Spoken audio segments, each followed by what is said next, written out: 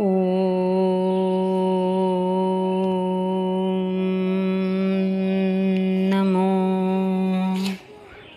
നാരായണായ. ശ്രീമൻ നാരായണീയം ദശകം 4. ഭാഗവതത്തിൻ്റെ മനോഹരമായിട്ടുള്ള സംഗ്രഹമാണ് നാരായണീയം. 1, 2, 3 ദശകങ്ങൾ കഴിഞ്ഞുല്ലോ. അത് ഭാഗവതത്തിലെ പ്രഥമ സ്കന്ധത്തിൻ്റെ സംഗ്രഹമാണ്. ഭഗവാന്റെ മാഹാത്മ്യം, ഭക്തിയുടെ മഹത്വം അതൊക്കെ പറഞ്ഞു കഴിഞ്ഞു. നാരദരുടെ കാര്യം, ശ്രീശുകൻ്റെ കാര്യമൊക്കെ പറഞ്ഞു. ഇനി ദ്വിതീയ സ്കന്ധത്തിൻ്റെ 1, 2 അധ്യായങ്ങളാണ് 4ാമത്തെ ദശകത്തിൽ പറയണത്. ഭട്ടതിരിപ്പാടിൻ്റെ 3 ദിവസത്തെ ഭജനം കഴിഞ്ഞു. അപ്പോൾ എന്ത് പറഞ്ഞു? ഭഗവാനെ, പരാതി ഞാൻ കുറേ പറഞ്ഞില്ലേ, ഇനി ഞാനൊന്നും പറയില്ല. ഞാനിവിടെ തന്നെ ഇരുന്ന് ഇനിയും ഈ സ്തോത്രങ്ങൾ രചിക്കാൻ തന്നെയാണ് തീരുമാനിച്ചിട്ടുള്ളത്. എങ്ങനെ? എന്നെക്കൊണ്ട് സാധിക്കുന്ന വിധം നമ്മൾ പറഞ്ഞു കഴിഞ്ഞ ദിവസം. നൂതി നിഷേവ അതൊക്കെ ചെയ്ത് നമസ്കരിക്കും, സ്തുതിക്കും, ഭജിക്കും. എൻ്റെ ശരീരത്തിന് പറ്റിയില്ലെങ്കിൽ ഞാൻ മനസ്സുകൊണ്ടത് ചെയ്യും എന്ന് ഉറപ്പിച്ച് പറഞ്ഞു. സ്തോത്രരചന തുടരും എന്ന് പറഞ്ഞു. അങ്ങനെ 4ാമത്തെ ദിവസമായി. അപ്പോൾ മനസ്സ് നിയന്ത്രണത്തിൽ വരണം. ചിന്ത അധികം ഒന്നും ഉണ്ടാവാൻ പാടില്ല. ചിത്തവൃത്തികളൊന്നും ഉണ്ടാവരുത്. അപ്പോഴേ മനസ്സിൻ്റെ ശക്തി മുഴുവനും ഭഗവാനിലേക്കാക്കാനായിട്ട് സാധിക്കുള്ളൂ. അതിനുള്ള വഴി ഭാഗവതത്തിൽ പറഞ്ഞത് തന്നെ അഷ്ടാംഗയോഗമാണ്. അതിലൂടെ വേണം എനിക്ക് പരമാനന്ദം കൈവരാൻ. എന്നിട്ട് വേണം എനിക്ക് നാരദരെയും ശുകദേവനെയൊക്കെ പോലെ ഈ ലോക നന്മയ്ക്കായിട്ട് സഞ്ചരിക്കാനായിട്ട് എന്ന് പറഞ്ഞു. ഈ 4ാമത്തെ ദശകത്തിലെ 1 തൊട്ട് 8 വരെയുള്ള ശ്ലോകങ്ങൾ അഷ്ടാംഗയോഗത്തിനെ കുറിച്ചാണ് പറയുന്നത്. ആകെ 15 ശ്ലോകമുണ്ട് ഈ ദശകത്തിൽ. നമുക്ക് ശ്ലോകം നോക്കാം. കല്യതാം മമ കുരുഷ്വ താവതീം കല്യതേ ഭവദുപാസനം യയാ സ്പഷ്ടം അഷ്ടവിധയോഗചര്യയാ പുഷ്ടയാശു തവ തുഷ്ടിമാപ്നുയാം. കല്യതാം എന്ന് പറഞ്ഞാൽ ആരോഗ്യത്തെ തരണം. എനിക്ക് അങ്ങ് ആരോഗ്യം തരണം. മമ കല്യതാം കുരുഷ്വ, എനിക്ക് ഭഗവാനെ ആരോഗ്യം കുരുഷ്വ ഉണ്ടാക്കി തരണം. യയാ ഭവതുപാസനം കല്യതേ, യയാ ഏതൊന്നുകൊണ്ടാണോ അങ്ങയുടെ ഉപാസന, ഈ നൂതി നിഷേവ എന്നൊക്കെ പറഞ്ഞ പോലെ ആ ഭജന, അങ്ങയുടെ ഉപാസന കല്യതേ ചെയ്യാൻ സാധിക്കുക, ഒട്ടും കുറവില്ലാതെ നന്നായിട്ട് ചെയ്യാൻ, വൈകല്യമൊന്നുമില്ലാതെ കല്യതേ ചെയ്യാൻ സാധിക്കുന്നത്. താവതീം അത്രമാത്രം മതി ആരോഗ്യം. അല്ലാണ്ട് ഞാനിവിടുന്ന് ഓടാനും ചാടാനും ഒന്നുമുള്ള വലിയ ആരോഗ്യമൊന്നും എനിക്ക് വേണ്ട. ഇവിടെ ഇരുന്ന് ഭഗവാനെ ഭജിക്കാൻ എത്രത്തോളം വേണോ താവതീം അത്രേ വേണ്ടൂ. എനിക്ക് ആരോഗ്യം തരണേ. അങ്ങനെയാണെങ്കിൽ സ്പഷ്ടം ഉറപ്പാണ്, തീർച്ചയായിട്ടും അഷ്ടവിധ യോഗചര്യയാൽ 8 അംഗങ്ങളുള്ള ആ അഷ്ടാംഗ യോഗത്തിൻ്റെ അനുഷ്ഠാനം കൊണ്ട് പുഷ്ടയ പൂർണ്ണമായും അഷ്ടാംഗയോഗം ഞാൻ അനുഷ്ഠിക്കും. എന്നിട്ട് തവ തുഷ്ടിം ആപ്നുയാം, അങ്ങയുടെ പ്രസാദം ഞാൻ നേടുകയും ചെയ്യും. ഞാൻ അങ്ങയുടെ പ്രസാദം പ്രാപിക്കുമാറാവട്ടെ എന്നാണ് ഈ ശ്ലോകത്തിൽ പറയുന്നത്. അപ്പോൾ ഇനി നമുക്ക് ഈ ദശകത്തിൽ പല പ്രാവശ്യം ഈ അഷ്ടാംഗയോഗത്തിൻ്റെ ഓരോ കാര്യങ്ങൾ പറയുന്നുണ്ട്. അതുകൊണ്ട് അഷ്ടാംഗയോഗം എന്താണ് എന്നൊന്ന് അറിഞ്ഞിരിക്കാം. യോഗം എന്ന് പറഞ്ഞാൽ യോജിക്കുക. ആരോട്? ഭഗവാനോട് ചേരുക എന്നാണ് യോഗം എന്നതിനർത്ഥം. അത് അംഗം 8 പടികളിലൂടെ മുകളിലേക്ക് ഇങ്ങനെ ഉയർന്നുയർന്ന് പോയിട്ട് അവസാനം സമാധി എന്ന നിലയിലെത്താം എന്നാണ്. ഏതാണ് 8 അംഗങ്ങൾ എന്ന് ചോദിക്കുകയാണെങ്കിൽ യമം, നിയമം, ആസനം, പ്രാണായാമം, പ്രത്യാഹാരം, ധാരണ, ധ്യാനം, സമാധി. ഇതാണ് അഷ്ടാംഗങ്ങൾ, 8 അംഗങ്ങൾ. അതിൽ യമം ആണ് ആദ്യത്തെ. യമം എന്ന് പറഞ്ഞാൽ മനോനിയന്ത്രണം ആണ്. മനസ്സാണ് നമ്മളെ അങ്ങോട്ടും ഇങ്ങോട്ടുമൊക്കെ വലിച്ചു കൊണ്ടുപോവുക. അതുകൊണ്ട് മനസ്സിനെ നിയന്ത്രിക്കണം. അതിന് 5 ഭാഗങ്ങൾ പിന്നെയുണ്ട്. അത് അഹിംസ, സത്യം, അസ്തേയം, ബ്രഹ്മചര്യം, അപരിഗ്രഹം എന്നതാണ്. അഹിംസ എന്ന് പറഞ്ഞാൽ കൊല്ലാതിരിക്കൽ മാത്രമല്ല, മനസാ വാചാ കർമ്മണ, ഒരാളെയും ഒരു ജീവിയെയും ഒരു ഇലയെപ്പോലും വെറുതെ ഉപദ്രവിക്കരുത്. അതാണ് അഹിംസ. ഒരാൾ നശിക്കണം എന്നുള്ള വിചാരത്തോടു കൂടി നോക്കുന്നത് പോലും അല്ലെങ്കിൽ മനസ്സിൽ ചിന്തിക്കുന്നത് പോലും ഹിംസയാണ്. അങ്ങനെ ചെയ്യാതിരിക്കലാണ് അഹിംസ. പിന്നെ ഉള്ളത് സത്യം. മനസ്സിലൊന്ന് വെച്ച് പുറമേക്ക് വേറൊന്ന് പറയില്ലേ, അത് കളവ്. അതാണ് അസത്യം. അത് ചെയ്യാതിരിക്കണം. വാക്ക് എവിടെയാണ്? മനസ്സും പ്രവൃത്തിയും ഒക്കെ അതേപോലെ ഒന്നായിരിക്കണം. അതാണ് സത്യം. പിന്നെ അസ്തേയം. അസ്തേയം, സ്തേയം, സ്തേനൻ. സ്തേയം എന്നൊക്കെ പറഞ്ഞാൽ കളവാണ്. അസ്തേയം, കക്കാതിരിക്കൽ. ആരുടെയും ഒരു വസ്തുവും മോഷ്ടിക്കരുത്. മോഷ്ടിക്കരുത് എന്ന് പറഞ്ഞാൽ മനസ്സുകൊണ്ട് ആഗ്രഹിക്കാൻ പോലും പാടില്ല അന്യരുടെ വസ്തുവിനെ. പിന്നെ ബ്രഹ്മചര്യം എന്ന് പറഞ്ഞാൽ ബ്രഹ്മത്തിലേക്കുള്ള ഒരു ചരിക്കൽ. നേരത്തെ എണീക്കുക, ബ്രാഹ്മ മുഹൂർത്തത്തിൽ എണീക്കുക തുടങ്ങി ഭൗതിക വസ്തുക്കളിൽ നിന്നൊക്കെയുള്ള ഒരു അകൽച്ച, അതൊക്കെ ബ്രഹ്മചര്യത്തിൽ പെടും. പിന്നെ അപരിഗ്രഹം എന്ന് പറഞ്ഞാൽ ആവശ്യത്തിൽ കൂടുതലുള്ള ഒന്നും കയ്യിൽ വയ്ക്കാതിരിക്കുക. സമ്പാദ്യമൊക്കെ ആവശ്യത്തിന് വേണം, പക്ഷെ അതിൽ കൂടുതൽ പാടില്ല.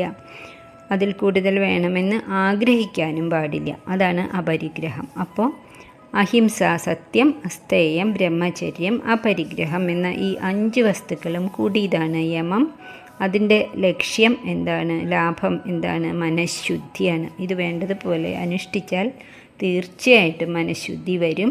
അത് ഈ ഭഗവാനിലേക്ക് എത്താനുള്ള യോഗത്തിൻ്റെ ഒന്നാമത്തെ പടിയാണ്. പിന്നെ രണ്ടാമത്തെ കാര്യമാണ് നിയമം. നിയമത്തിനും ഉണ്ട് ഈ 5 ഭാഗങ്ങൾ. അത് സന്തോഷം, തപസ്, സ്വാധ്യായം, ഈശ്വരപ്രണിധാനം, ശൗചം. അതാണ് ആദ്യത്തെയാണ് ശൗചം. ശൗചം എന്ന് പറഞ്ഞാൽ ശുചിത്വം. ശരീരം ശുചിയായിരിക്കണം. 2 നേരം കുളിക്കുക, വൃത്തിയുള്ള വസ്ത്രങ്ങൾ ധരിക്കുക. അതേപോലെ തന്നെ മനസ്സും ശുദ്ധാവണം. മനസ്സിൽ വേണ്ടാത്ത വികാരങ്ങളും വിചാരങ്ങളും ചിന്തകളും ഒന്നും പാടില്ല. അതാണ് ശൗചം. പിന്നെ സന്തോഷം. എപ്പോഴും എന്ത് കിട്ടിയാലും അതിൽ തൃപ്തി, സന്തോഷം ഉണ്ടാവണം. പരാതി പറയാതിരിക്കണം. പിന്നെ തപസ്. സകല കാര്യങ്ങളും തപസ് പോലെ അതിൽ പൂർണ്ണമായി മുഴുകിക്കൊണ്ട് ചെയ്യണം. പിന്നെ സ്വാധ്യായം എന്ന് പറഞ്ഞാൽ ശാസ്ത്രഗ്രന്ഥങ്ങൾ പഠിക്കുക. ശാസ്ത്രം, ആധ്യാത്മിക ശാസ്ത്രം, ഭഗവത്ഗീത, നാരായണീയം, ഭാഗവതം തുടങ്ങിയിട്ടുള്ള ശ്രേഷ്ഠമായിട്ടുള്ള ഉപനിഷത്ത്, വേദം, അങ്ങനെയുള്ള ശാസ്ത്രങ്ങൾ അഭ്യസിക്കുക. ജപം, പഠനം ഒക്കെ ചെയ്യുക. അതാണ് സ്വാധ്യായം. പിന്നെ ഈശ്വരപ്രണിധാനം. ഭഗവാനോട് സർവം സമർപ്പണം ചെയ്യുക. ഈശ്വര ഭക്തി ഉണ്ടാവുക. അതാണ് ഈ ശരീരം ശുദ്ധമാക്കാനുള്ള 5 കാര്യങ്ങൾ. ശൗചം, സന്തോഷം, തപസ്, സ്വാധ്യായം, ഈശ്വരപ്രണിധാനം. ഇത് രണ്ടും കഴിഞ്ഞിട്ടാണ് ആസനം, ഇരിപ്പ് എങ്ങനെയാണ് ശരിയാക്കേണ്ടത് എന്ന് പറയുള്ളൂ. നമ്മൾ ഇപ്പോൾ കാണുന്ന ഈ യോഗാസനം, യോഗ പഠനം ഒക്കെ ഉണ്ടല്ലോ, അത് ഇതുമായിട്ടൊരു ബന്ധമില്ല.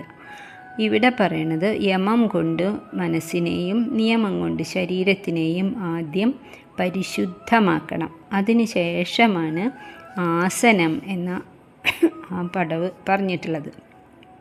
ആസനം എന്ന് പറഞ്ഞാൽ ഇരിക്കുന്ന അവസ്ഥ. അത് പത്മാസനത്തിലാവാം, വീരാസനത്തിലാവാം, വജ്രാസനത്തിലാവാം, എങ്ങനെ വേണമെങ്കിൽ ആവാം. പക്ഷേ സുഖാസനായിരിക്കണം. കുറച്ച് നേരം ഒരു വിഷമവും കൂടാതെ ഇരിക്കാൻ സാധിക്കണം. ശരീരം അല്പം പോലും അനങ്ങാതെ ഇരിക്കണം. അപ്പോഴേ മനസ്സും ചലിക്കാതെ ഇരിക്കുള്ളൂ. അതിപ്പോൾ ഓരോരുത്തർക്കും എങ്ങനെയാണോ ഇരിക്കാൻ സുഖം, കാല് നീട്ടിയിട്ട് വേണോ, കാല് താഴെ ഇട്ടിട്ട് കട്ടിലുമ്പിലിരിക്കണോ, എങ്ങനെ വേണമെങ്കിലും ഇരിക്കാം. സുഖാസനം എന്നാണ് പറയുക. അങ്ങനെ ഇരുന്നാൽ ഇളകാതിരിക്കണം എന്നുള്ളതാണ് പ്രധാനം. പിന്നത്തെ കാര്യം, അപ്പോൾ അങ്ങനെ ആസനജയം കിട്ടിക്കഴിയണം. ആസനത്തിൽ ഒരു ഇരിപ്പ്, ഒരു പോസ്ചറിൽ ഇരുന്ന് അത് നമുക്ക് സൗകര്യമാവണം. കുറച്ച് സമയം, ഒരു 5 മിനിറ്റ് 10 മിനിറ്റൊക്കെ ഇരിക്കാനായിട്ട് സാധിച്ചാൽ നമ്മൾ ജയിച്ചു. പിന്നെ വേണ്ടത് പ്രാണായാമം. ഇതൊന്നുമില്ലാതെ പ്രാണായാമം ചെയ്യാൻ യോഗവിദ്യ പറഞ്ഞിട്ടില്ല. പ്രാണായാമം എന്ന് പറഞ്ഞാൽ അറിയാലോ, എല്ലാവർക്കും അറിയുണ്ടാവും. ഒരു മൂക്കിൽ കൂടി ശ്വാസം 1 2 3 4 എന്ന് എണ്ണണത് വരെ മുകളിലേക്ക് എടുക്കുക. പൂരകം എന്ന് പറയും. പിന്നെ അതിൻ്റെ 4 ഇരട്ടി സമയം ഉള്ളിൽ ശ്വാസത്തിനെ പിടിച്ചു നിർത്തുക, കുംഭം പോലെ ആവണം, അതാണ് കുംഭകം. പിന്നെ ഉള്ളിലേക്ക് എടുത്തതിൻ്റെ ഇരട്ടി സമയം കൊണ്ട് പുറത്തേക്ക് വിടുക മറ്റേ മൂക്കിൽ കൂടി, അതിനാണ് രേചകം എന്ന് പറയാം. അങ്ങനെ ശ്വാസം നിയന്ത്രിതമാകും. ഇതൊക്കെ ഒരു ആചാര്യൻ പറഞ്ഞു തന്നിട്ടേ ചെയ്യാൻ പാടുള്ളൂ എന്ന് പറഞ്ഞിട്ടുണ്ട്. അങ്ങനെ ശ്വാസം നേരെയായാൽ പ്രാണൻ, മനസ്സ് ഒക്കെ വേണ്ടതുപോലെ ആവും. അപ്പോൾ ആസനം കഴിഞ്ഞു, പ്രാണായാമം കഴിഞ്ഞു. പിന്നെ പ്രത്യാഹാരം.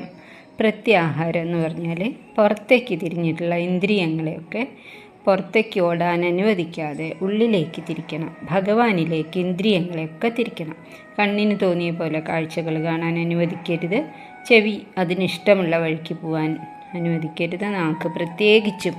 അതാണ് പ്രത്യാഹാരം. പുറത്തുനിന്നുള്ള വിഷയങ്ങളിലേക്ക് പോകാൻ സമ്മതിക്കാതെ പ്രതികൂല സാഹചര്യങ്ങളിൽ ഇന്ദ്രിയങ്ങളെ ഉള്ളിലേക്ക് വലിക്കുന്നത് പോലെ നമ്മളും ചെയ്യണം. അതാണ് പ്രത്യാഹാരം. അമ്പലത്തിൻ്റെ മുന്നിൽ കൊടിമരത്തിൻ്റെ ചുവട്ടിലായിട്ട് ആമയെ വെച്ചിട്ടുള്ളത് കണ്ടിട്ടില്ലേ? അതെന്തിനാണ്? ഈ അമ്പലത്തിൽ പോയിട്ട് വരെയെങ്കിലും നിങ്ങൾ എൻ്റെ പോലെ ഈ നിങ്ങളുടെ ഇന്ദ്രിയങ്ങളെ ചിന്തകൾക്കൊന്നും വിട്ടുകൊടുക്കാതെ ഉള്ളിലേക്ക് വലിക്കൂ, ഭഗവാനെ കാണാനായിട്ട് ആഗ്രഹിക്കൂ എല്ലാ ഇന്ദ്രിയങ്ങൾ കൊണ്ടും എന്നാണ് അർത്ഥം. അടുത്ത അംഗമാണ് ധാരണ. ധാരണ എന്ന് പറഞ്ഞാൽ മനസ്സിനെ ഭഗവത് രൂപത്തിൽ ഉറപ്പിക്കാം. അത് ഭ്രൂമധ്യത്തിൽ വിചാരിക്കാം, അല്ലെങ്കിൽ ഹൃദയത്തിൽ വയ്ക്കാം, ഭഗവാന്റെ രൂപം സങ്കല്പിക്കാം, അല്ലെങ്കിൽ ഒരു ദീപനാളം സങ്കല്പിക്കാം. ഏറ്റവും നല്ലത് ഭഗവത് രൂപം കേശാദിപാദം ഇങ്ങനെ ധ്യാനിച്ച് ധാരണയോടുകൂടി ഉറപ്പിക്കുകയാണ്. മനസ്സിനെ ഭഗവാന്റെ രൂപത്തിൽ ഉറപ്പിക്കലാണ് ധാരണ. പിന്നെയുള്ളതാണ് ധ്യാനം. മനസ്സിലേക്ക് മറ്റൊരു ചിന്തയും വരാതെ ഏകാഗ്രമായിട്ട് കുശാഗ്രമായിട്ടിരിക്കുക. 100% ഏകാഗ്രതയോടുകൂടി ഇരിക്കലാണ്. സാവധാനം അത് പറ്റുള്ളൂ. ആദ്യം ഒരു 2 മിനിറ്റ് ഇരിക്കാൻ നോക്കുക, അങ്ങനെ കൂട്ടി കൊണ്ടുവരാം. അതാണ് ധ്യാനം. ആ 7 സ്റ്റെപ്പുകളിൽ കൂടിയും പോയാൽ 8ാമത്തെ അംഗമായിട്ടുള്ള സമാധി എന്ന ഒരു അവസ്ഥയിലേക്ക് എത്തും. അവിടെയാണ് പ്രപഞ്ചം മുഴുവനും ശക്തിയായിട്ട് ഭഗവാൻ നിറഞ്ഞു നിൽക്കുന്നു എന്ന് ഉറക്കുക. ഇതാണ് ഈ 8 അംഗങ്ങളുള്ളത്. അത് നമ്മൾ മനസ്സിൽ അറിഞ്ഞിരിക്കണം. യമം, നിയമം, ആസനം, പ്രാണായാമം, പ്രത്യാഹാരം, ധാരണ, ധ്യാനം, സമാധി. ശ്ലോകം ഒന്നും കൂടി വായിക്കാം. കല്യതാം മമ കുരുഷ്വ താവതീം കല്യതേ ഭവതുപാസനം യയാ സ്പഷ്ടമഷ്ടവിധയോഗചര്യയാ പുഷ്ടയാശു തവ തുഷ്ടിമാപ്നുയാം. എന്നിവിടെ നിർത്താം. ഓം തത്സത്. സർവം കൃഷ്ണാർപ്പണമസ്തു.